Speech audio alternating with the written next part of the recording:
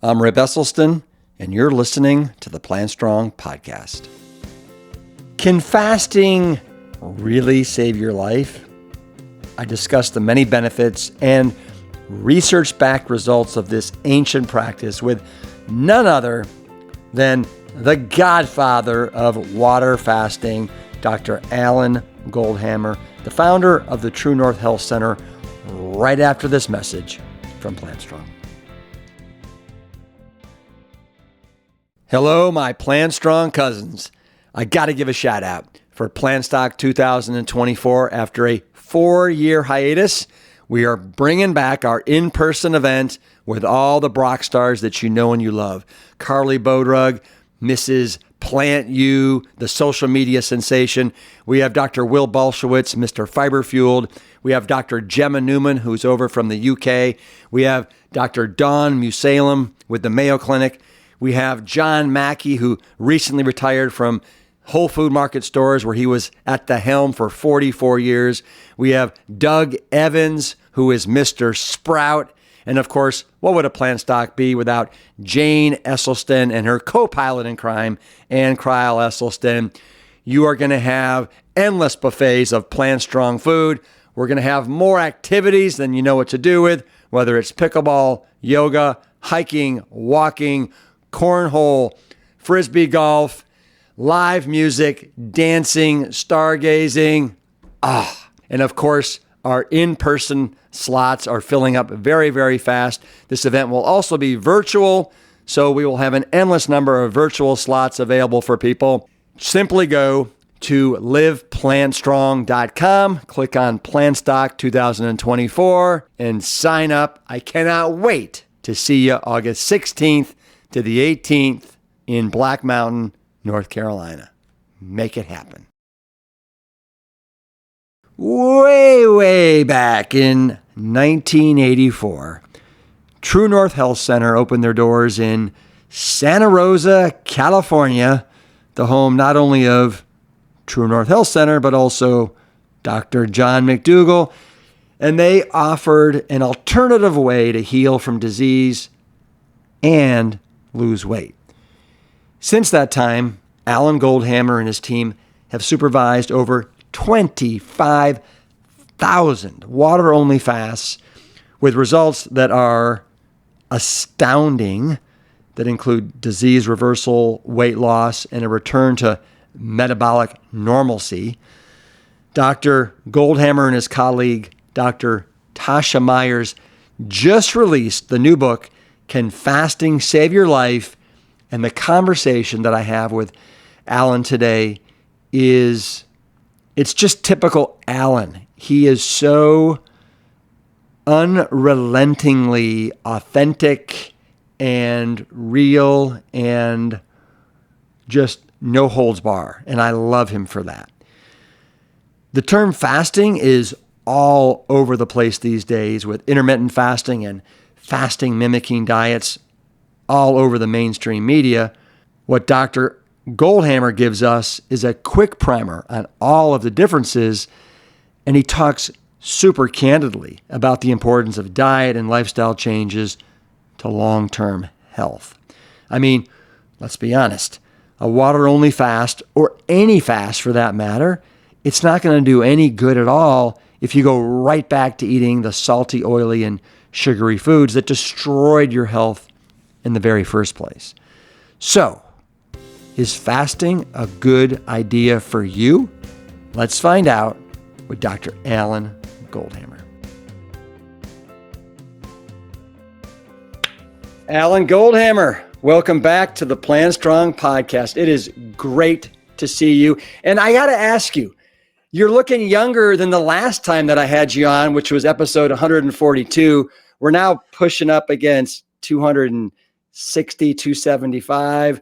So how is it that you look younger now than last time? Is it something in the water there at True Health? Yeah, maybe it's something in the water at True North Health. I try to practice what I preach. So diet, sleep, and exercise, that seems to be the key to, slowing down the process. I just turned 65. I know my grandson, who's just started college, calls me the AO, which I guess stands for Ancient One. So. Well, you don't look ancient to me. You look incredible. So let's just start out at the top. You know, you started True North Health Center 40 years ago, this year, right? 1984. Can you believe that you are now the ancient one? You've been doing this for 40 years. Did you ever think when you started this in 1984 that you'd be doing it 40 years later? Yeah, I kind of did. You know, I got started with my interest in all this when I was like 16 years old. And like, you know, most people that are on the spectrum, they get interested in something and then tend to stay with it. If it's spiders or dinosaurs, for me, it happened to be nutrition and fasting. And so that's all I've ever done. That's all I've ever been interested in. It's all I ever can see myself being involved with, because it's just, you know, it's a really interesting challenge, not only trying to figure out how to get people well, but then how to help them and encourage them to stay well. And, you know, that may be an even bigger challenge is, you know, because people live in a world designed to make them fat, sick, and miserable. And they have to overcome tremendous challenges in order to lose weight and particularly keep it off and maintain optimum health. And so helping figure out how to make that happen is a huge challenge. Yeah. Well, you just said a lot right there. And I think one of the things that I want to explore in this is you said that people have to overcome a lot of challenges kind of just to be healthy. But don't you think at the bottom of it that once you have the knowledge, those challenges and all those hurdles kind of just disappear for the most part, and it's a pretty clear runway to what it means to be healthy? Well, I think that once you have the knowledge, it certainly makes it possible, but it doesn't, I don't think, just disappear, because you still have all the other social impacts and other consequences. The fact is, people are addicts. They're addicted to the artificial stimulation of dopamine in their brain, and they can be addicted to alcohol or heroin. They can also be addicted to the artificial stimulation of dopamine from the chemicals that are put into food. And those chemicals include salt, oil, and sugar. And so when you talk about a diet, it not only has to be exclusively plant foods, but it also needs to be SOS free. And that's why we try to encourage patients to eliminate the salt, oil, and sugar from their foods, so that artificial stimulation of dopamine can be muted and people can have a better chance of being successful. The problem today is you have 72% of the population are overweight or obese. And as much as people want to pretend that being overweight is just an aesthetic issue, it's not. It's a major health risk factor. For every pound of fat you have, there's about 1/10 of a pound of what's called visceral fat. And visceral fat's hypermetabolic, inflammatory producing, essentially tumor. If you think about a person that's 20 pounds overweight has maybe on average 2 pounds of visceral fat. If you went up to a person and said, look, you have a 2-pound tumor in your abdomen, they wouldn't be shocked to figure out that 2-pound tumor could be producing consequences that compromise their health. But that's exactly what you have when you have 2 pounds of visceral fat. You have this material that produces inflammation that's associated with heart disease, cancer, diabetes, autoimmune diseases. And it's interesting, those different diseases are all treated like completely separate entities. You have to go to different doctors just to, you know, be able to get them evaluated. And yet they all have something in common. The consequence of dietary excess, the excess fat, the excess visceral fat, is what's making them sick. And that has to be reversed if people are going to achieve optimal health. Even recently, when we had this pandemic with COVID, the one thing that wasn't discussed was the major risk factor for dying. Besides age, it was obesity. The fatter you are, the more likely you are to die from infectious disease, including COVID-19. But that was never discussed because acknowledging that overweight is a problem is considered politically incorrect. That it's, you know, it's blaming the victim rather than acknowledging the fact that is the fatter we are, the sicker we are, the more likely we are to die prematurely. So you just said a couple things that I want to ask you about. First thing is you referred to salt, oil, and sugar as chemicals. I've never heard them referred to as chemicals before. Salt, oil, and sugar are not food. They're hyper-concentrated byproducts extracted from food that are added back into food to make the food taste better. What tasting better means is that whatever you're putting in your mouth results in more dopamine stimulation in your brain. And so salt, oil, and sugar are not food. And so when you realize that, you realize these are chemicals added to food. It's not as surprising to find out that that's what the problem is why people are overweight and why they develop the visceral fat and why they're getting sick. So you think about sugar. There's not a lot of controversy about sugar being a refined carbohydrate, empty calories, stimulates insulin production. You get the binging, the craving. It's, I think a lot of people acknowledge that refined carbohydrates are a source of obesity. But 86% of all the carbohydrates people eat in industrialized society are refined carbohydrates. They're not whole plant foods. They're not anything remotely like whole plant foods.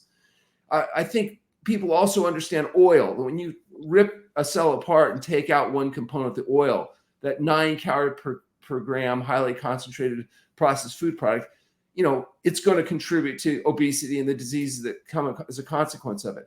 I love John McDougall's comment, the fat you eat is the fat you wear, that you can do a fat biopsy of a person and tell what type of fat they've been eating because it's so efficiently stored. And so the idea that, okay, so now people are starting to recognize what people like Caldwell Esselstyn have been saying for 50 years, it's the fat. It's what you're putting in your mouth. Where we get into criticism is around acknowledging the other fine white powder that gets to people. It's not just cocaine and sugar, it's also salt. Right. Salt is an essential nutrient. Without sodium, you die. But you don't need to add fractionated salt to the food to get enough sodium. Just like you get enough carbohydrate, you get enough essential fatty acids from the diet, you get enough sodium from the diet. American Heart Association says you need 500 milligrams of sodium a day. Typical other people will argue maybe as much as 1,000 or 1,200 milligrams of sodium a day. The RDA's limit is no more than 2,400 milligrams a day, but people on average are getting 2, 3, 4 times that amount. Wow. And the way that salt can make you fat, even though there's no calories in salt, is that it stimulates passive overeating. If you think about it, if you take an animal or a human, give them any food, say rice, and eat till they're satiated, till they're satisfied, they'll eat a certain amount. Everything else being equal, you salt the food up, they'll eat more before they reach satiety. And people say, yeah, because it tastes better. Yeah. Well, that's, as I said, that's what tasting better means, is the salt stimulates more dopamine, it fools the body, and you overeat, and that's a major contributing to fat. Think about this. Bread. People like bread, but it has 1,500 calories a pound. That's before you turn it into a butter boat and spread coagulated cow pus all over it, increasing caloric density even more. But if you take the salt, oil, sugar, and yeast away from bread, it's called matzah, and it's punishment on Passover. People are not getting into trouble with so much eating matzah, they're getting trouble eating bread. And the bread is a carrier agent for the salt, the oil, the sugar. Think about meat. How many of your guys that would like to sit down and just eat, say, a plate of boiled beef? Gnaw on that for a while. How exciting is that going to be? No, it's the sauces, the gravy, it's the salt. The beef becomes a carrier agent for the chemicals that we put on the beef that make it more desirable. And of course, you cook it at high temperature, get a lot of acrylamides and all kinds of other stuff that are probably less desirable. So my point is, the reason we're overweight is because of the chemicals we put on our food. And if we want to solve the overweight problem, we have to solve this artificial stimulation of dopamine. We need to go whole plant food, SOS-free diet. Wow. The way you explain that and your choice of words is phenomenal. Absolutely phenomenal. So you said something, if you're carrying 20 extra pounds of weight, you essentially have like the equivalent of a 2-pound tumor. So it's 10%. Would you say that it kind of is proportional? If you're 100 pounds overweight, is it a 10-pound tumor? I mean, it varies from person to person. Some people have a higher or lower percentage of visceral fat. You also have some people who are not overweight, but they're over fat. So even though they're on, their weight to height ratio might be okay, too much of their body is made up of fat because they're not willing to do things like, exercise. And so if you don't get enough sleep, if you don't exercise, if you don't eat healthy, you're not going to be healthy. And in fact, do you know that only 12% of people in the United States are metabolically healthy? And of those 12%, some of those are not overweight, but they smoke, they have other bad habits. If you look at the basic indicators of health, things like, do you smoke or not? Are you not overweight? In other words, say 20% or less body fat for a male, 25% for a female. Do you have a, quote, healthy diet? Not necessarily even a diet like we're talking about, but just ones that include some food, and only 2.7% of the population engage in the most fundamental aspects that would determine health. So that means 97 out of 100 people are not. When we did a study recently trying to look at the effect of fasting on healthy people, it was hard to find healthy people. We finally had to start recruiting from our staff because it was so hard to find people that were actually metabolically healthy. Right. Now, when you say metabolically healthy, are you talking about like the criteria for metabolic syndrome? Can you just touch upon? Yeah, and just think of it very simply as not being overweight and not being over fat. Okay. So people that are, not over 25% body fat if you're a female, over 20% body fat if you're a male. So the idea is there's a lot of complex physiological processes that are going on in determining this, but just simply enough. And about 10% on average of fat tends to be visceral fat.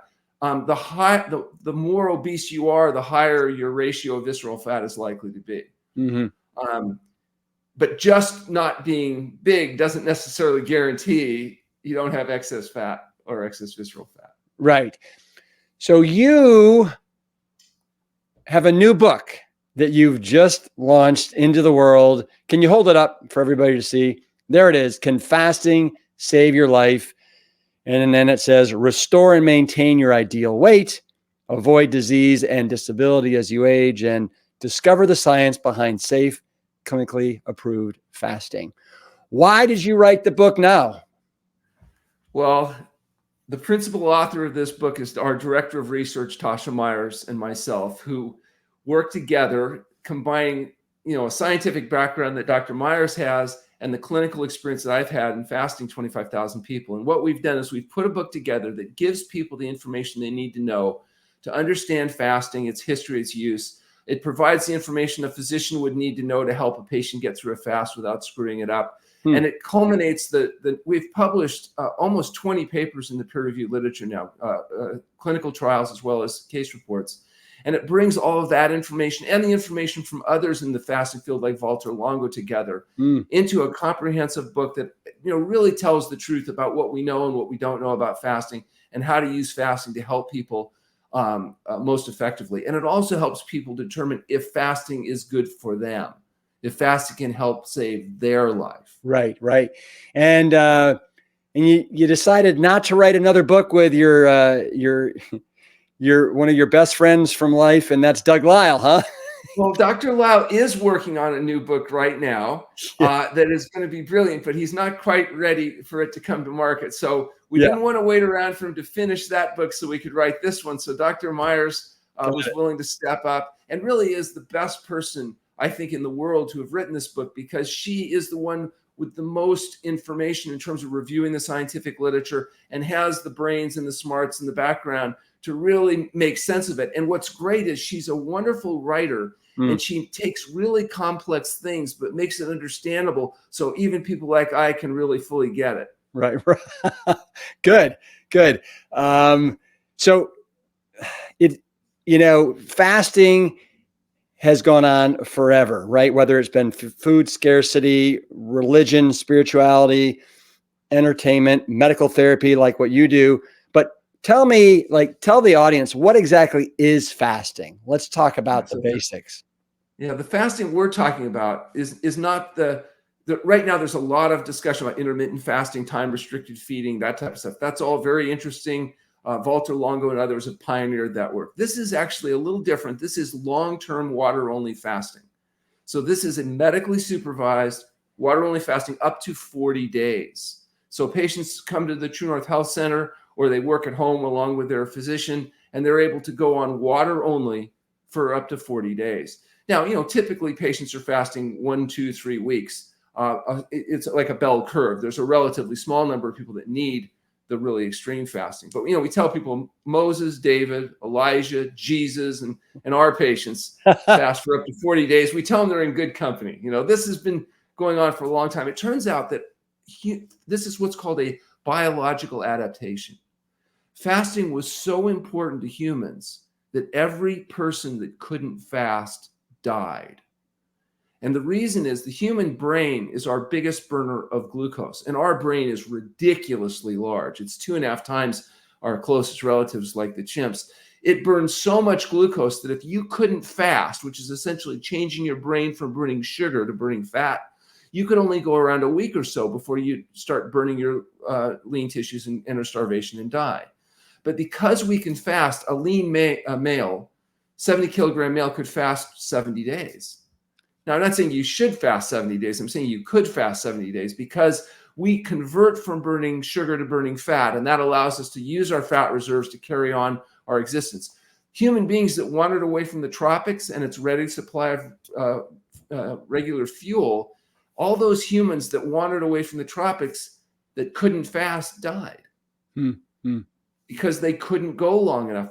And we did. We went all over the planet. Because of fasting, we've been able to, if spring comes late, we don't bite the dust. And that's essentially why today we use this very natural biological adaptation in a very unnatural situation.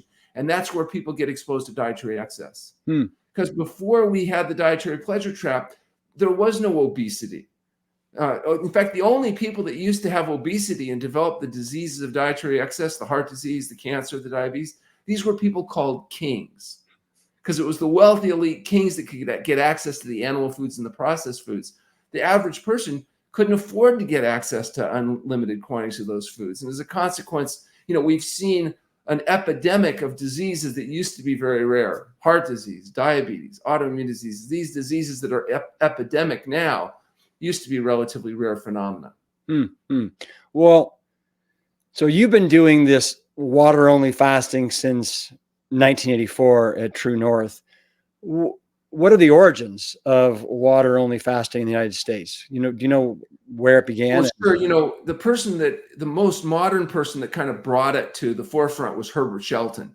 And so Herbert Shelton, introduced fasting and the concepts of natural hygiene to the population. Before him, the early natural hygienists, Walter Page, Trall, Jennings, these guys were doctors from the mid-1800s that discovered that the pill, potion, powders of the day didn't work as well as essentially doing nothing, which was diet and fasting.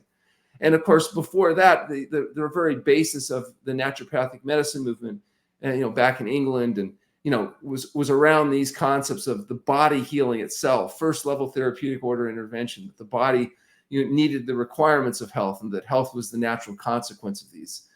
Today, allopathic medicine is kind of taken over. And so it's just now that there's a resurgence of some of these older ways of thinking. And fasting happens to be perhaps one of the most, the oldest and most established interventions, but it's kind of just now becoming more popular. So you mentioned it's a kind of a bell curve, how long people typically do the water-only fasting at True North. From a week or 2 weeks to 40 days, and maybe some people longer. Is when you say water only, is it a special type of water that we're drinking here? Well, it's just pure water. We use fractionally steam distilled water just because that's the most efficient way of getting pure water. But you could reuse reverse osmosis. If you could get rainwater in an environment that wasn't polluted, that would be distilled water. So we just want water, H2O. We don't want hydrogenated halocarbons, and we don't want chlorine. Because fasting patients become really sensitive, and they won't tolerate municipal water. They just won't take it. They don't like it. Got it. What is the difference? And you talk about this in the book, but I want the audience to understand, and I'd like to understand it at a deeper level. What's the difference between fasting and starving? Sure. So fasting, by definition, is the period of time when you have labile reserves and the body's able to conserve those reserves and recycle them. Once you deplete your reserves, and as I said, in a typical 70-kilogram male, that would be around 70 days, you enter a process called starvation. And that's where your body breaks down lean tissue, vital proteins, and you would, relatively quickly die. So we don't do starvation at the True North Health Center because it would really screw up our long-term outcome data. So we stick to the fasting, and we monitor people carefully to make sure that we're in the fasting state, not entering into starvation. And we know that you can do that safely. Number one, we've done it for 40 years. We've had 25,000 people that walk in, 25,000 people that walk out. And so we work real hard on preserving our safety deck. We've also published a fasting safety study. And that and all of our studies, people can read the whole study if they go to our website at truenorthhealth.com, or they read our book, Can Fasting Save Your Life? They can see the results of this carefully done study looking at adverse events in fasting. We know, what the percentages are, what the conditions to look for. And we've shown that it is a safe process if it's done according to protocol. But that means you have to have, a history to make sure that a person's a good candidate for fasting, a physical exam and lab monitoring to get them through the fast, and appropriate refeeding after the fast. Whether people are fasting at the True North Health Center under supervision, or they're doing it at home in conjunction with their local doctor, they still have to follow the same protocol: history, exam, lab, and monitoring, in order to ensure that fasting is done effectively. The mistake that people make is they're sometimes too active in fasting. They'll driving cars, which is not safe, or they'll be going to work or trying to do something like that. Not advisable. You want to rest during fasting. Or they re-element too quickly. They eat too quickly the wrong foods after fasting. And that can be a very serious problem. Particularly a very long fast, you can get what's called refeeding syndrome. You can get post-fasting edema. You can get very sick or even potentially die from inappropriate refeeding after a prolonged period of fasting. We saw evidence of refeeding syndrome after the World War, where they liberated the camps where people had been starved, and they refed them too quickly, got them really sick. So we learned you have to come off a fast appropriately. It takes half the length of a fast to refeed properly. Wow. So a 40-day fast actually requires 20 days of controlled refeeding to ensure that it be done effectively. Well, you mentioned in the book that somebody that many of us know that suffered from that was David Blaine, who I think he went, 40, I think he talked 40 something days without 44 days. Yeah. And then suffered from that refeeding. Yeah. So we've done 25,000 fasts over 40 years. We've had no cases of refeeding syndrome during that time. Wow. So far it seems to be working, but we have a very strict protocol that we follow. We start with fresh fruits and vegetable juices. We go to raw fruit and vegetables, then steamed and starchy vegetables, then more concentrated foods. And it's done according to a pattern. So again, it takes about half the length of the fast to recover. So if you have a 10-day fast, you've got about 5 days of controlled refeeding. And it's amongst the most important parts of fasting, in order to not just get a good fast, which is pretty straightforward, but also have good refeeding, which can be a little trickier for people. Do you have availability at the True North Health Center right now? If I wanted to come, we've expanded our capacities at True North. We now have 75 patient beds. We do book ahead. You got to plan a couple months ahead, but we do have the ability to process about 1,500 patients a year now. So that's been really good. And we're also doing a lot of remote fasting supervision in conjunction with doctors that we know that are able to help people do this safely and effectively at home. Not everybody is a candidate for home fasting. There are people with conditions, people on medications that really need to be done in a medically supervised setting. But there are other people that are able to do this and navigate this successfully. And we have doctors that are experienced in helping them do that. And the thing about this book is it gives you the information, and it gives your doctor the information, what you need in order to be able to get through fasting safely and effectively. Yeah. When you say that there's, the difference between fasting and starvation is you basically deplete all your reserves. Like obviously there's testing that is done that lets you know when you've kind of crossed over that threshold. But can you give me an example? Like what are some of the telltale signs that I've gone into a state of starvation? Well, there's a number of blood tests that are monitored, and we actually review these in detail in the book. But things like sodium, potassium, serum protein levels, there's clearly defined standards that you can follow to determine that the person's still within the nutritional norms of fasting. Not necessarily the standard norms you see on your blood panels, but the norms associated with fasting. And like for example, we don't fast people if their sodium levels are below 130 or potassium is below 3.0, for example. We would move into a refeeding process. And so even though you might not necessarily feel that was a problem, we know from experience that if we use those standards, we don't run into problems with people getting into depletion issues. So even though normal sodium might be 135, we know from experience, as long as we're over 130 in patients that are appropriately selected for fasting, those people are going to be able to have, a successful event. And so that's the kind of information that we've included in the book, so that doctors have, that haven't had the experience of doing this can at least have the information necessary to make sure there aren't going to be problems that arise. Do you find that that many physicians out there have an open mind Well, some physicians do. In fact, I'll be speaking in September to the lifestyle medicine group of doctors that tend to be much more open to the idea that health can result from healthful living and that diet and lifestyle play a role. Most physicians, quite frankly, never get the benefit of seeing anybody get well. They'll tell patients, for example, with high blood pressure, oh, you'll be on these drugs the rest of your life because if you do what I tell you to do, I promise you, you'll never get well. You'll be sick forever. And that's it. Same thing with diabetes, autoimmune diseases. They're on drugs forever. The thing that's nice about this approach is for highly motivated patients, if they're willing to do the dangerous and radical things like eat well, exercise, and go to bed on time and maybe fast, they can actually get well. Now, you're not curing anything. You're not curing obesity. You can lose the weight and keep it off. But if you go back to eating greasy, fatty, slimy, dead, decaying flesh processed foods, you're going to get fat again. You're not curing high blood pressure. You have normal blood pressure. It may stay that way the rest of your life. But if you go back to the salty processed foods, it's coming back. You're managing these conditions. You're not curing these conditions. And so the idea is that you're managing it with diet and lifestyle change rather than treating it with drugs. Can you say that one more time? The dead decaying. You put that. What was it? What was that phrase again? You said it. Well, you know, what? Animal products really are, if you think about it, the moment you kill the animal, its flesh begins to decay. You know, and if you don't use preservative techniques like salt the meat up to try to keep the bacteria down or refrigeration, you can tell from smell and everything else that it is in fact dead, decaying flesh. You know, and we talk about things like dairy products. You know, dairy products are probably one of the biggest challenges to human health that people, in my opinion, that people eat. In fact, it's interesting. I wrote an article once. It was called "Nobody Needs Milk," yeah, and I think they released it on T. Colin Campbell's site. I think it has somewhere around 4 million downloads. It really struck a. Somebody told me it was absolute guarantee that we'll never get funding from the American Dairy Council. But when I did a movie, I think it was What the Health. I talked about milk and that, you know, there's 750,000 pus cells legally allowed, up to 750,000 pus cells per cc in milk. Now, obviously, not all milk has 750,000 pus cells. I think the average only has about half that, about 320,000 pus cells. So drinking milk, in my opinion, is like finding a cow with a festering wound and sticking a straw in it and sucking. So I made that comment in one of these movies. I'm walking on the street.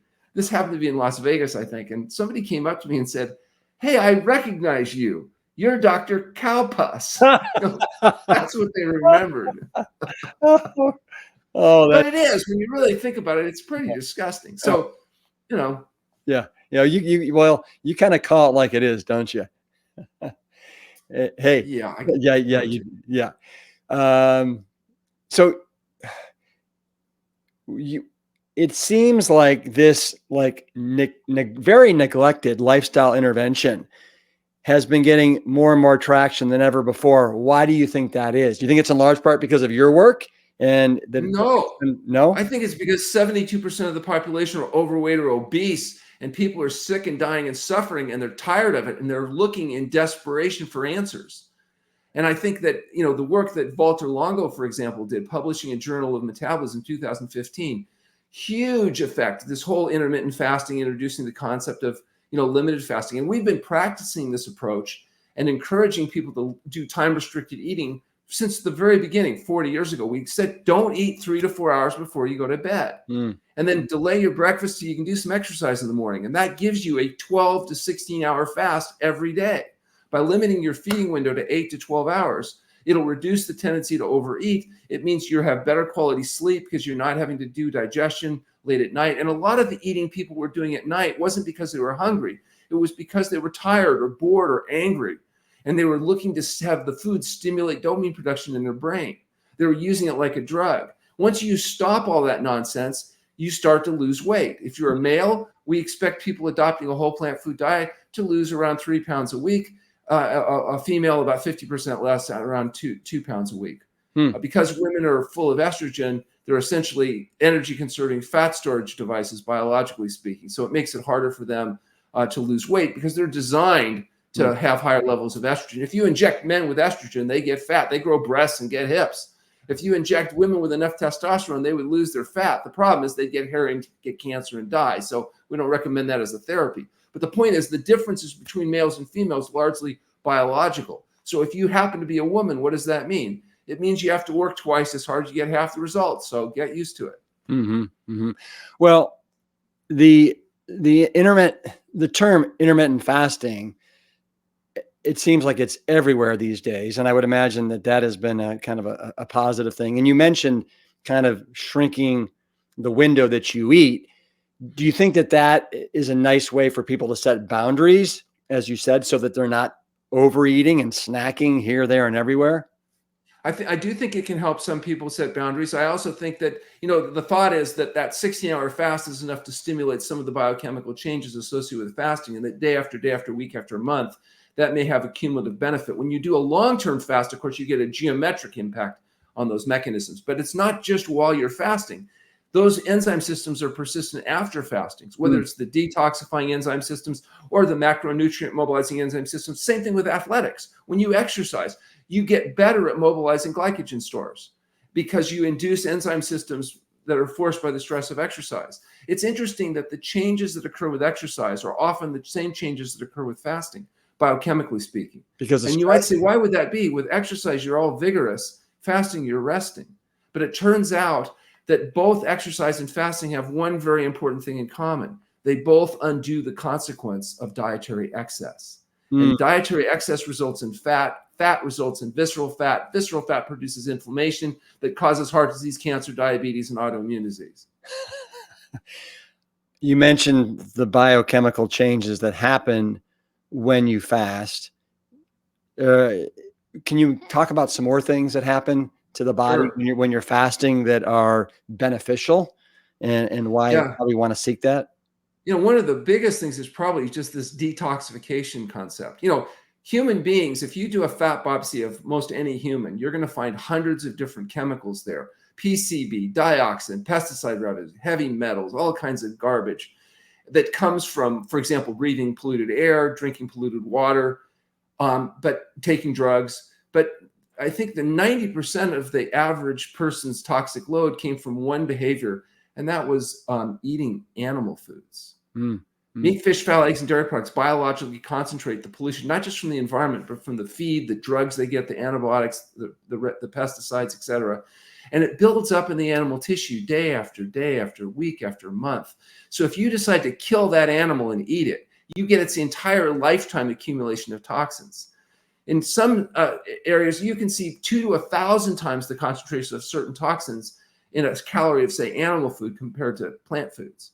So just by going on a whole plant food diet, you eliminate one major source of this toxicity. Well, in fasting, the body rapidly mobilizes and eliminates these accumulated intermediary products of metabolism and toxic products. In fact, it's so rapid that there are people out there saying, don't ever fast because you'll detoxify too quickly. Unless you buy their proprietary products. So if you pay for the pills and potions, then apparently it's okay. Right. The reality is that fasting is a biological adaptation. The body's well equipped to be able to do this. And it does a good job of mobilizing, eliminating materials. And there's good studies looking at fat biopsies before and after fasting, showing total toxic load drops, et cetera. There's been studies on PCB, et cetera. So we know that detoxifying does occur. You can see it clinically.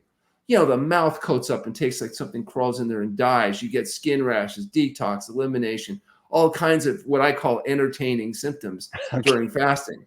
The interesting thing is the people that prepare well for fasting, those that are, say, vegetarians and that are not on drugs, they usually have a pretty easy time. They're what I call boring fasters. But the people that are coming off greasy, fatty, slimy processed foods, that are taking lots of drugs, those people can have a lot of very interesting symptoms as the body unwinds this and goes through what we call healing crises, where chronic problems become acute and the body heals itself. Wow. Man, just wind you up and let you go. I absolutely love it. So before we went off on that little side tangent there, you were talking about how you've never had a death at True North Health Center and how safe it is. But in reading your book, what seemed absolutely incredulous to me is that the safety of medically supervised prolonged water-only fast was not assessed in a assessed in a peer-reviewed publication until 2018. Yeah, that was our study that we did. And, the reason we did that actually was interesting because we had a resident doctor there who was a medical doctor from the Mayo Clinic. His name was Stefan Esser. And Dr. Esser said that we needed to do a safety study because otherwise he wouldn't be able to, as a physician, apply these principles when he got into practice. And so at that time, we didn't have the sophisticated computer systems that we have today, and there certainly wasn't any AI available. So we manually went through and charted every symptom in every patient, applied the common terminology for adverse events in the American Cancer Society to every patient for 5 years. And we collected those hundreds and hundreds of patients that fasted, analyzed all of their adverse events, and then published the first long-term clinical control trial, long-term clinical trial of fasting and safety assessment. And it was good that we did that because later when Walter Longo wrote his book on fasting, he said, don't ever do long-term water-only fasting because it's too dangerous unless you do it at the True North Health Center. Because he was aware of our published safety study. And since I evaluate other researchers' intelligence based on how much they agree with me, I considered Walter Longo a genius. I love it. Yeah. So the forward to your book is by T. Colin Campbell, who everybody listening to this podcast better know about, and you should have read the China study and seen the forks over knives. He actually came there twice, correct? After his exposure to dioxin, is that correct? Well, he's been to the True North Health Center many times. Okay.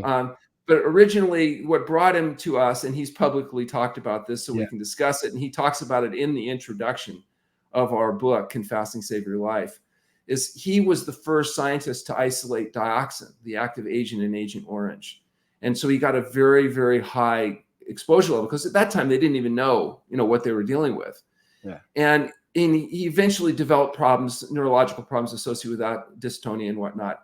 And he met with me at a conference where he was speaking, and we talked about, using fasting. And he was familiar with fasting from the medical literature and the scientific literature. And so he thought that would be worthwhile giving a try. And he did. And to make a long story short, he did very well. And now here he is, 90 years old. Yeah. Continuing to write books and really make major contributions. He and your dad actually are my heroes. And they're both, these are the guys that have been living it and doing it. They're both in their 90s and, really influencing large numbers of people. And he was also able to help us with our first published paper. He was the co-author of our first paper, Medically Supervised Water-Only Fasting in the Treatment of Hypertension, that we did like 20 years ago. Yeah. And was largely responsible for, how we were able to get that first paper published because of his tremendous help. So he came in, he fasted, he did well, and he's continued to do well. Since then, he's used fasting as we've recommended. And, hopefully we'll get, many more good years of productive activity out of both Dr. Campbell and Dr. Esselstyn. Hear, hear. Absolutely. Do you know what non-alcoholic fatty liver disease is? You ever heard of it? I do. In fact, we studied it, and we've shown that it is that the fatty liver index is improved with fasting. In fact, fasting is something that has now been well demonstrated to positively affect this condition. Well, and it's something that is, almost a pandemic, it seems, these days in this country. Why do you think that is, Alan? Because people are eating diets that are based on animal foods and sugar, oil, and salt, and they're becoming fat and getting overweight. They're taking drugs and alcohol and substances that stress the liver. And there's also diseases, viral diseases that, are impacting people's liver function, including, hepatitis A, B, C, et cetera. Yeah. You have a whole chapter in your book about how fasting can reverse obesity. And we've talked about how, 72 or 75% of Americans are overweight or obese. How have you found that fasting can help tackle the obesity crisis? It is, but it only works in people willing to make the diet and lifestyle changes. I want you to think about this.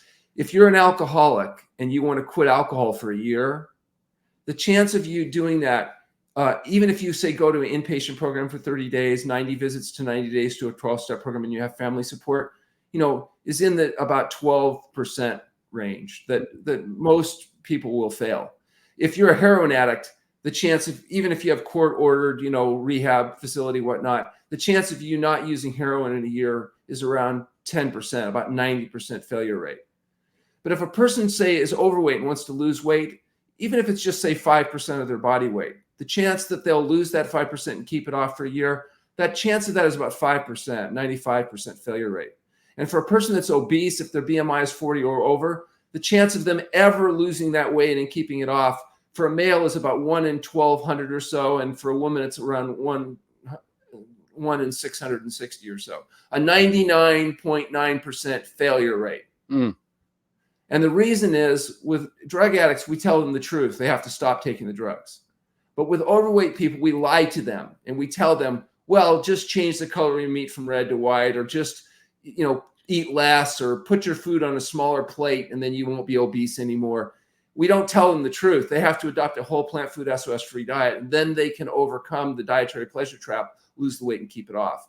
But we now have long-term data, not just short-term data, showing that people that are motivated can not only normalize, say, blood pressure and weight during fasting, but even a year later, they can still be maintaining their normal blood pressure without drugs and normal weight. We published a study with our colleagues at the Mayo Clinic, in fact, where 28 of the 29 people with hypertension were able to normalize blood pressure without medications. At 6-week follow-up, they had all but one had been able to maintain it. And at a year later, 75% of the follow-up were able to maintain their weight loss and their drug-free normal blood pressure state.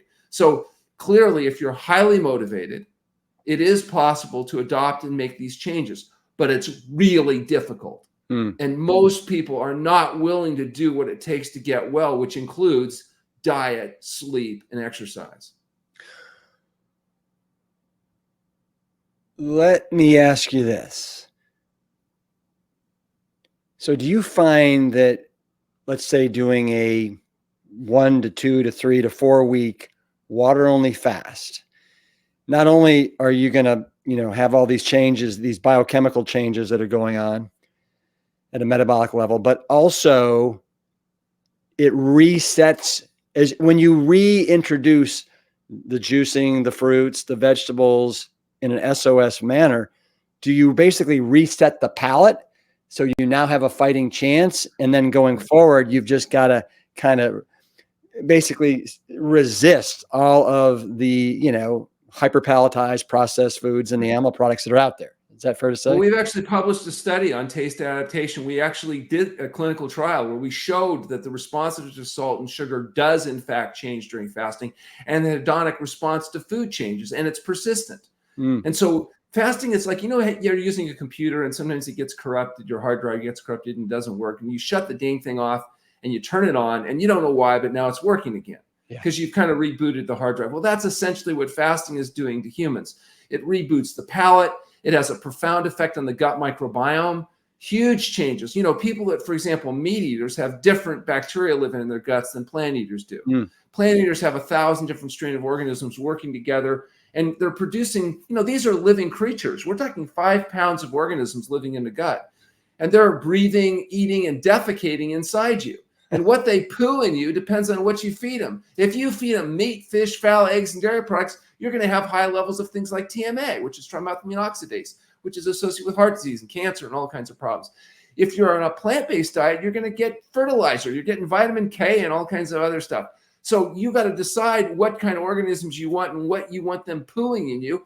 And you do that by deciding what you shove in your mouth.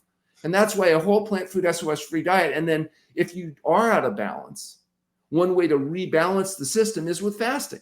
And if you do a fast, that we know there's huge changes in that flora. And then with the proper prebiotic exposure, that is the right vegetable cellulose-based foods, you can grow back that 1,000 strain of healthy organisms associated with not only long life, but also with, plant-based eaters. So that's interesting. So even though you're not eating for, let's say, up to 40 days, your microbiome is it actually getting healthier, or is it Well, the there's a huge reproduction? die-off. Okay, So there's a big drop-off in population, and then the diet after fasting creates the environment for the normal organisms to be able to regrow and repopulate. got it. So that's why it's so important after fasting, you don't go back to eating the things that made you fat and sick. You instead follow the appropriate fasting refeeding protocol so that you can grow back the normal organisms and get a really good result and make us look good. Right. And are you a believer in prebiotics or probiotics, or you think Well, it's the prebiotic is your diet. That is the best prebiotic. That's the vegetable cellulose that comes from eating whole plant foods. You don't need to buy pills and potions. You just need to eat the whole plant food diet. Probiotics are designed usually for people that have imbalances and that maybe they don't have the ability to fast, but they're trying to manipulate the population, or they've had to take antibiotics and they're trying to manipulate the population. There is some evidence that it might have some clinical utility, but it's nothing compared to rebooting the whole system with fasting and then a healthy diet, in my experience. right? Right. Tell me this. You mentioned that, like, on a whole food, plant-based, SOS free diet, the average weight loss for men, I believe you said, was 3 pounds a week. For women is about half that, primarily because of the estrogen. 2 pounds a week, yeah. 2 pounds. Okay. 2 pounds a week. What's the typical weight loss that you see with somebody that is fasting per day or per week? Average weight loss in fasting is 1 pound a day. Now, at the beginning, a little more in the beginning because you're diuresing and getting rid of fluids, but it's about 1 pound a day. So a 3-week fast, people lose about 21 pounds. Now, here's the thing. When you lose weight in fasting, some of it's water, some of it's protein, some of it's fiber, some of it's glycogen, some of it's fat. And some of that fat is visceral fat. And we did a study. It's in our book. We got a DEXA scanner. We tracked people. We had, I think there were 68 people in this study over 2 years. And we showed what happens to body composition in these people when they fast. So let's say, for example, a person fasts for 2 weeks and they lose 10% of their total body weight. They didn't lose 10% of their fat. They'll lose about 20% of their total fat. And what's interesting, they'll lose 40% of their visceral fat. Wow. And then when they regain weight after fasting, let's say they lost 20 pounds during the fast and they regain 10 as they come off the fast, they're gaining water because they rehydrate. They're putting 2 pounds of glycogen back in their muscles. They're gaining lean tissue, and they're gaining obviously some fiber in their gut, but they're not gaining fat. The fat continues to come off even as the weight goes back up. And so at the end of 6 weeks, the percentage of their body from lean tissue is actually higher than it was in baseline. The fat loss continues and the visceral fat loss continues. And so even though, yes, you're rehydrating, but you're basically reproportioning your body. And the old idea was, well, you lose weight, but then you gain it back. There's no difference. Well, there's a huge difference. The problem is it's dependent on eating healthfully after fasting. It's eating a plant-based diet, doing all the right things there. If you go back to eating at the fast food, obviously you're going to be able to get fat again. There's nothing that keeps you from regaining the thing if you go back to doing the things that caused it. You mentioned earlier about, I think it was a study that you guys did where it was 29 people and 28 of the 29 were able to reverse their, I think it was hypertension. Yes. You have a whole chapter on how fasting can reverse hypertension. Yes. And there's nothing that works better than fasting to treat high blood pressure in humans. And if you look at our data, it's really clear. Both the studies we published with T. Colin Campbell and then the more recent studies we published with our colleagues from the Mayo Clinic, this is the most effective way of treating essential hypertension that's been identified. And it seems like, I mean, hypertension seems to be one of the leading causes of death. And so you've actually, I mean, this is one of the best ways to treat it. Typically, do you find, is there a magic number of days that it takes to kind of get that, yes, the systolic and diastolic where we want it? Yeah, it's however many days it takes in order to normalize your blood pressure. So it ranges from 5 to 40, and in some cases it might actually take more than one fast. But most people, we're talking 2 to 3 weeks of fasting for, stage 2 or stage 3 hypertension, and 5 to 10 days for stage 1 hypertension. So, there's some general rules of thumb. When we review a person's medical history, we can usually give them a pretty good idea based on their condition, their lab, their reserves, how long they're going to need to fast to get the desirable effect. With blood pressure, we treated so many thousands of people. We have a pretty good idea of what a given individual is going to need in order to be able to recover. And one of the services we offer is that if people go to our website at truenorthhealth.com and complete the registration forms, we offer them a free phone conversation to discuss, are they a good candidate? What should they expect? And try to refer them to the most appropriate place, whether it's us at True North, one of the other facilities that does fasting supervision, use our telemedicine doctors to help them with remote fasting in conjunction with their local family physician. So we try to steer them in the best direction, and we can do that without that costing them anything. How long have you had telemedicine docs affiliated with you guys? We've been doing that now for a few years, since the pandemic, because during the pandemic, 15% of our patients come from foreign countries. They couldn't get into the country oftentimes. And so we started working with remote doctors. And then we found it was really a convenience for people. And not everybody can have the ability to come to the True North Health Center. Or maybe they needed to do something right away and we didn't have an opening, for them right away. So we started doing this. And now we have some doctors that are very experienced at providing remote support.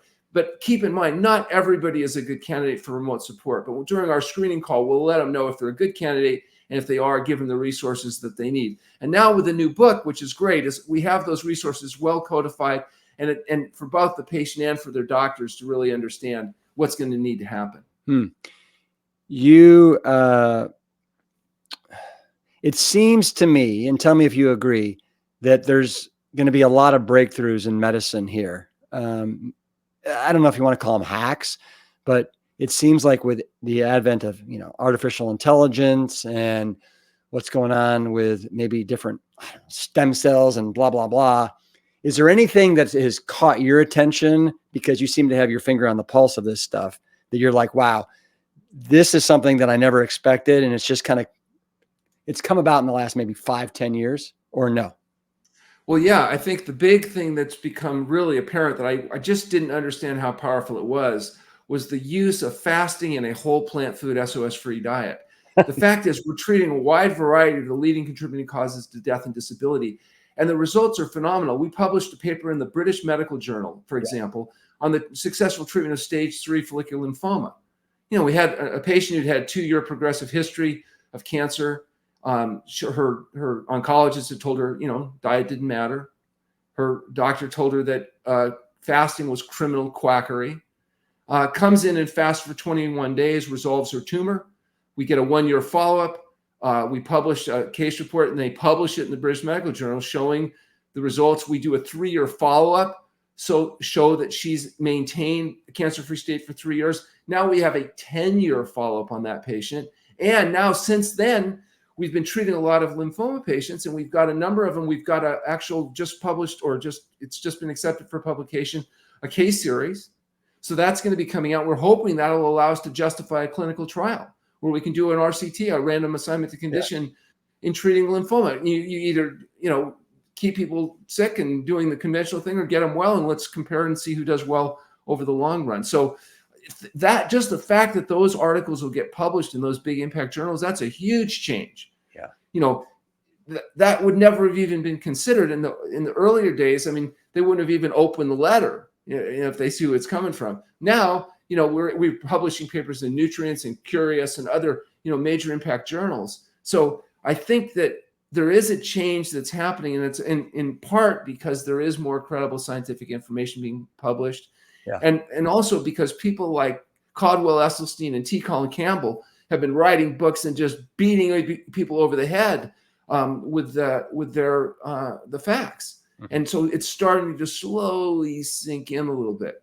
The fact you have a whole group of medical doctors, lifestyle medicine people, advocating diet and lifestyle, is an important part of medicine. That wasn't happening. When I started practicing in 1984, what we do was considered criminal quackery. Right. I mean, we had to keep a really low profile. Even today, I never spoke locally. It was always out of state, out of area. We didn't ever talk too much about the specific results that we're seeing. Now we're going on YouTube and having millions of viewers and publishing books, and that we couldn't have done and still stayed in practice, back in 1984. So things are changing, but they're a lot slower to change than what you kind of expect. Yeah. You have a whole chapter on the therapeutic potential of fasting. And you mentioned one of these words already, autophagy Yes. and apoptosis. How do you pronounce that? Apoptosis. Yeah. Can you let the audience know specifically what those two things are and how they work together? Essentially, you're just talking about how the body eats up cancer cells and eats up old decaying cells and recycles material. And this was relatively recent recognition. In fact, the Nobel Prize for Medicine 2016, Yoshinori Ishimi, was his work on autophagy and how that body is like basically trying to eat up the cancer cells before they grow into tumors and get carried away. And if you're eating them up faster than they're forming, you stay healthy. And if they form faster than you can deal with them, you grow tumors and get sick. And now, granted, that's a gross oversimplification, but the important thing to know is that these processes of self-healing are accentuated during fasting. And so that may be why we're seeing things heal in the fasting state that we're not see healing maybe in the feeding state, or seeing them heal a lot faster. Right. And so, fasting can make things heal faster. So that's one of the reasons we use it. Yeah, no, it seems to make a lot of sense. Do you recommend fasting for healthy people? It turns out we just did a study where we found, after tremendous struggle, metabolically healthy people, as I said, many of them were on our staff, and we fasted them and looked at their cardiometabolic risk factors and other biochemical markers. And it turns out, as helpful as fasting is in sick people, it's actually maybe even more healthy in healthy people. That the magnitude of the effect on healthy people may even be greater than on sick people proportionally. And so we're going to do a large study called the Navigator study, where we enroll 2,000 to 3,000 people for the rest of their life. And we really take a look at people that are willing to eat a plant-based diet and fast for a week a year to see, can we in fact avoid debility that occurs later in life? Can we slow down the aging process? We believe that you can. We know it works in rats because you periodically fast rats, and fast rats, you double their lifespan. And we believe that it's going to be true in people as well. So I don't think it's just the sick people that will benefit from fasting. The difference is healthy people generally don't have to fast that long. It's a shorter fast. And two, they have a much easier time of it. It's not as nearly as complicated as it is in dealing with people getting them off their medications and dealing with all their problems. Right. I just want to point out, though, that it's actually a very small percentage of the population right now that are healthy. Even people that think they're healthy, when you actually evaluate them, they have risk factors that are showing up in their blood parameters, et cetera, that maybe they're not yet aware of. Because the only people we see that really are healthy tend to be the people that do the diet, the sleep, and the exercise consistently.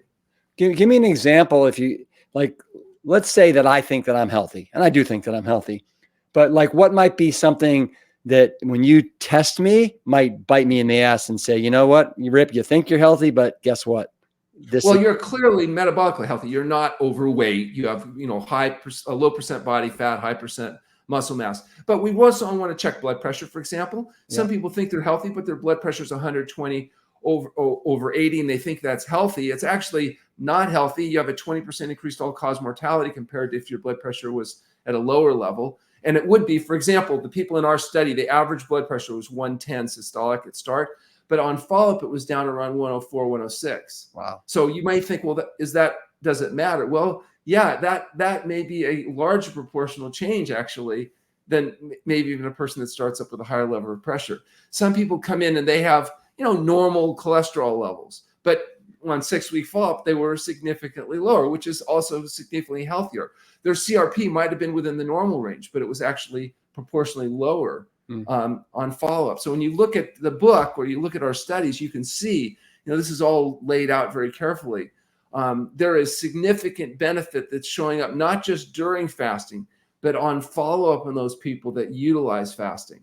And so again, we have to do a long-term study. This was a small N, but I believe that what we're going to find is the people that get the most overall benefit are people just like you that are trying to not only be healthy now, but stay healthy so that the last 20 years of your life are going to be the most engaging, most rewarding. And I think, your dad is an example of somebody who's 91 years old now? 91 this year. Yeah. But he may be, he's still highly productive, making significant contributions. Whereas many people by that age, that they're not able to even really function. They've become dependent on others. They're finding themselves unable to walk or move along in nursing home beds, waiting for people to change their diapers. And here, people that have adopted these plant-based diets, maybe even not as early as we've got exposure, are still able to maintain good, high quality life right up until hopefully they have a good life and then a good death where they go to bed and don't wake up, rather than having to be, debilitated for years or decades. And that's what we're seeing in people. In fact, I mentioned my mom, when she was 92 years old, said that all of her friends had died. Mm-hmm. She had all 50 of her lifelong friends were dead. And she said it got harder and harder to make new friends because even people 10 years younger than her were too old and sick to engage in doing the things she wanted to do. And she said, Alan, you have to warn your patients. If they're going to eat this kind of a diet, make younger friends. So your mother followed the whole food plant-based SOS diet. Is that correct? Well, later in her life, when I got into school, she adopted the diet. As her friends say, they went on her son's crazy diet. And she passed away a little bit over 93 years old, but she was a good example of a person that, recovered her health, maintained a higher degree of health, and then went very quickly. In fact, I remember she called me. She actually called me the night before she passed away. It was a Sunday night. I remember she said, Alan, I want you to put me on the hospice. And I said, why do you want to go on the hospice? Are you having any problems? She goes, no, but if you're on the hospice, they don't take you to the hospital. And I'm not going to any damn hospital. Mm-hmm. And the next morning she was dead. Wow. So she must have had some kind of premonition, even though she wasn't having any particular complaint, but she passed away very quickly, which is the way she wanted. She wanted to live, and then when she was done, she was going to be gone, and that worked well for her. Yeah. So I think I told you this maybe the last conversation we had over a year, almost 2 years ago. I have never fasted, right? I think my longest fast is maybe when I've been on an airplane and there's nothing to eat and I haven't eaten for, till 2 p.m. after not eating during the night and no breakfast. So if I wanted to start a fast, you mentioned, I think earlier you said, 1 week a year. Is there any benefit to doing 1 day a week, or do you what's your recommendation for something? Well, I think you should be fasting every day for 12 to 16 hours. You might have to limit it to 12 hours only because we got to get enough calories into you to meet your exercise needs and requirements and your work requirements. And so you may not be able to get enough calories from low density, high nutrition food in 8 hours, much like kids. With kids, you have a little bit larger feeding window because you got to get enough in there. Yeah. But I think you should be fasting, certainly not eating 3 hours before you go to bed every day. Yeah. And then I think what we should do the next time we talk, I think it should be you coming to True North Health Center and doing a short water fast and talking about what your experiences of it. Because I think it's people like yourselves that are very healthy, but get additional benefits. And we'll let the proof be in the pudding by having you do a short, say, 3 to 5 day fast, whatever's appropriate, and see what your experience is going to be, having that kind of intense epiphany experience. And I'm willing to have you do it and broadcast it, good or bad. And you tell the truth about what your experiences are. Well, I'd love to do that. But tell me, for people that you don't want to fly to True North, is this something, remind me, how should they do it at home? Should it be medically supervised? First, get educated, read the book. Yep. Okay. If you're a good candidate and we can provide a free phone conversation to clear them, they'll talk to their local doctor who get the basic blood testing done. They can work with one of our coaches or with their doctor. They go through the fast. They have to rest. So they're going to lead in properly. They eat whole fruits, vegetables, steamed vegetables only for a couple days. They're stable off all their medication, including caffeine, alcohol, animal food, nicotine, etc. They rest and fast. They recover properly, half the length of the fast, refeeding according to the protocol in the book, and they work with their doctor to make sure that any untoward events are appropriately dealt with. That if they can arrange to be able to rest and do things properly, they're appropriately screened, they're going to have a safe and effective experience. They're going to lose weight. They're going to clear their palate. It can be a really life-changing event. So you said two things that I think are going to disqualify probably 90% of the population. That was caffeine and alcohol. Well, you got to be free of drugs of addiction before you fast. You don't fast on caffeine, alcohol, or prescription medications. Even drugs that might be safe in the feeding state, like you might be able to take ibuprofen, but in the fasting state, that can become dangerous in terms of kidney, liver function, as well as gastric health. So drugs and fasting don't go together. And you definitely need to work with your doctor on withdrawal of any medication. Some medications you can't just arbitrarily stop. Anticoagulant therapies, prednisone, et cetera. Steroid medications, the rapid withdrawal of those medications can result in serious consequences. So you have to work with your doctor to get stable off those medications before you would consider fasting. Sometimes you can do modified fasting or simpler methods. And oftentimes, frankly, that's what we do with people that are remote is we'll have them on a 600 calories of vegetable broth and juices and things that are a little gentler. It's slower, but it's also safer. So there's modified versions of fasting that people can do without help. If water fasting is done, though, you better do it right. Do it right or don't do it. Right. Who did you and Tasha dedicate the book to?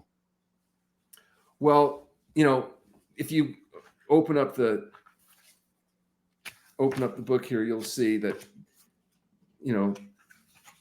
dedication is located here on page IX. So Misa and Tia are the principal author's children and also the patients of the True North Health Center. Yeah.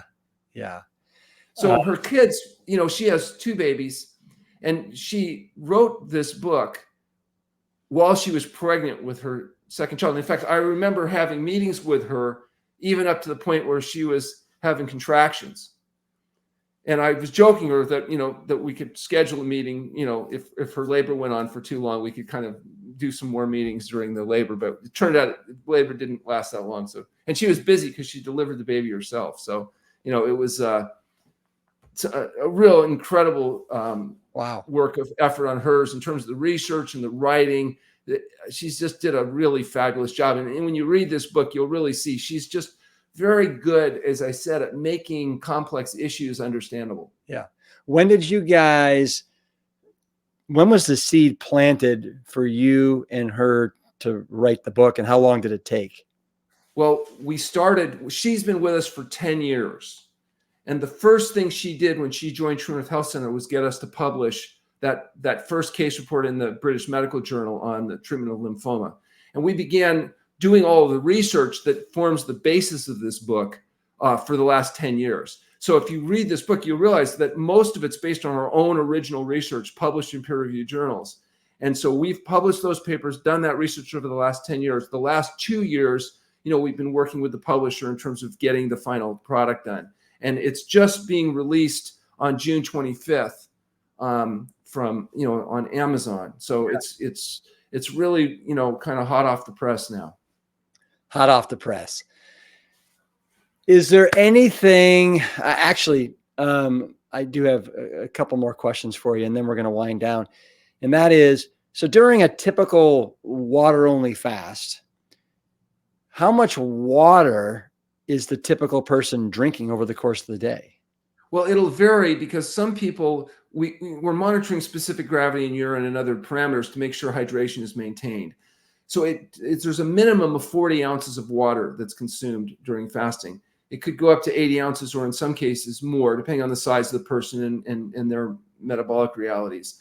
The problem is sometimes we have to restrict water a little bit because if sodium levels are too low, you can actually flush electrolytes out if you're consuming too much water. So what we're doing is we're asking people to consume at least 40 ounces a day, and then we're monitoring their urine and specific gravity and their physical exam that we're doing every day. So we're examining people twice a day, taking their vitals, keeping a close eye. We're doing laboratory testing, blood and urine testing. So we have parameters that we can use to guide people to drink more, drink less. As long as people are not overly active, they're not laying out in the sun too much, they're not getting dehydrated, they typically hold up quite well up to 40 days. We don't do fasting over 40 days. It gets a little bit more complicated when you get into long fasts over 40 days. Right. And in the book, I think you mentioned that the longest water-only fast that you know of is like 328 days. 368. Yeah, that was an overweight person that fasted under care. We don't recommend fast of a year. It's 40 days. In fact, when I went to Australia, the guy I trained with, Alec Burton, was the world's leading most experienced person with fasting supervision.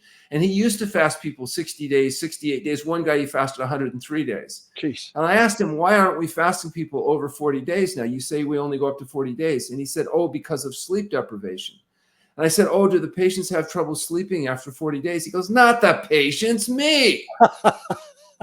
Because after 40 days, it gets a little more, you have to be a little bit more careful, electrolyte balance, et cetera. So he decided that he was going to limit the fasting to 40 days. And, you know, Moses, David, Elijah, Jesus all fasted up to 40 days. Our patients, they're in good company. What have you found happens to most people as far as their energy is concerned? Does their energy increase, decrease? Are they sleeping better, sleeping worse? Is it just depend upon the person? Depends on the patients. You know, people coming in with chronic fatigue, like, you know, they're coming in with chronic fatigue syndrome, they've got long COVID, these kind of conditions. They often actually sometimes start feeling better even during fasting. But most people, their energy goes down during fasting. Fasting can be an intense process, depending on what type of detoxifying is going on. But it's the 6-week follow-up where you follow people up afterwards, where you see the profound change. And we even know now there's even changes in mitochondrial production during fasting. The actual energy components in the cells increase. There's all these things we're starting to learn. You know, it doesn't really change how we do fasting, but it changes how we understand what's happening during fasting. And the more we learn, the more exciting it seems to be getting.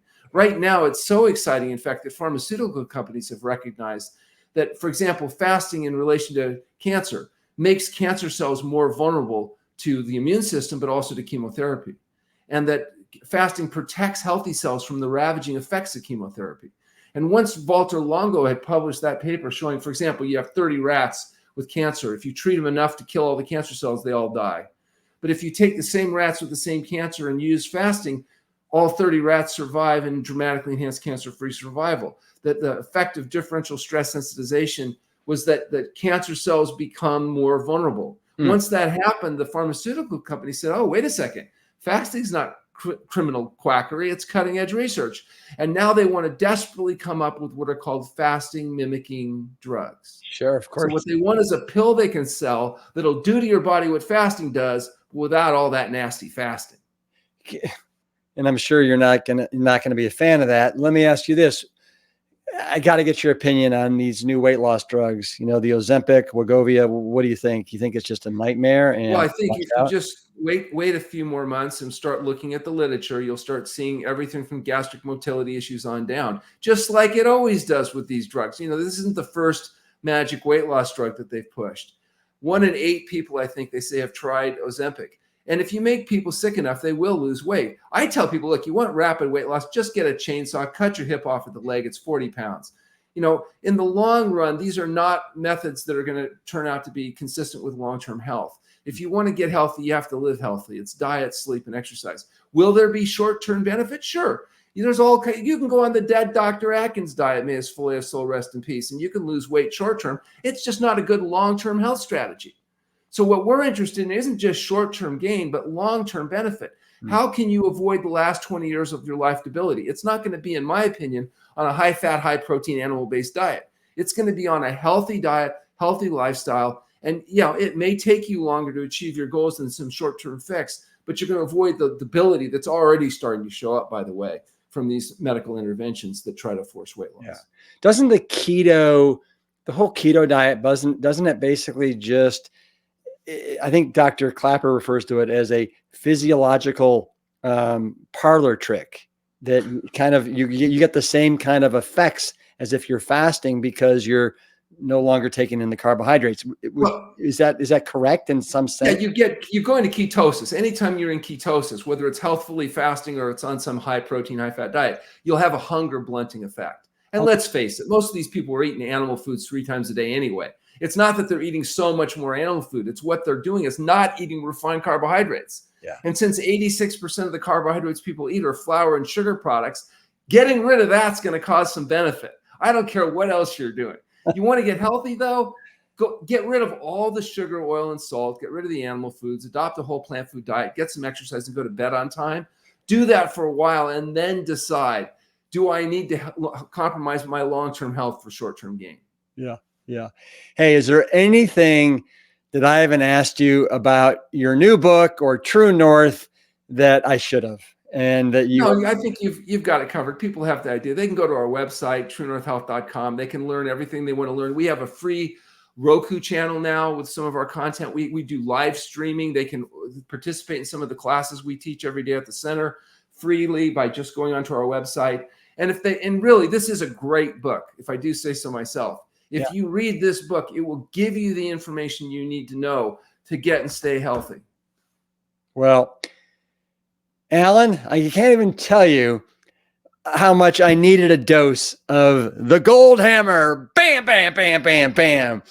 Man, I tell you what, I love it. I love your passion. I love what you've been so committed to your form of medicine, to your art form for so long. And it's great to see everything coming to fruition. This book, the way True North Health has just like blossomed, waiting lists, telehealth medicine. You've got satellite centers. I mean, this is fantastic. Way to be, my man. So at some point I do want to come out there for a 3 to 7 day stay, and we'll I'll document it all. Well, we're looking forward to locking you up. Looking forward to being locked up. Hey, my Plantstrong brother, will you give me a Plantstrong virtual fist bump on the way out? Bam! Thank you. Can fasting save your life? It's out now, and I'll be sure to link to it in today's show notes. For more information on the services of True North Health Center, visit truenorthhealth.com. Thank you so much for listening and for sharing. And until next time, always keep it plant strong. The Plant Strong podcast team includes Carrie Barrett, Lori Kordowich, and Amy Mackey. If you like what you hear, do us a favor and share the show with your friends and loved ones. You can always leave a 5-star rating and review on Apple Podcasts or Spotify. And while you're there, make sure to hit that follow button so that you never miss an episode. As always, this and every episode is dedicated to my parents, Dr. Caldwell B. Esselstyn Jr. and Ann Cryle Esselstyn. Thanks so much for listening.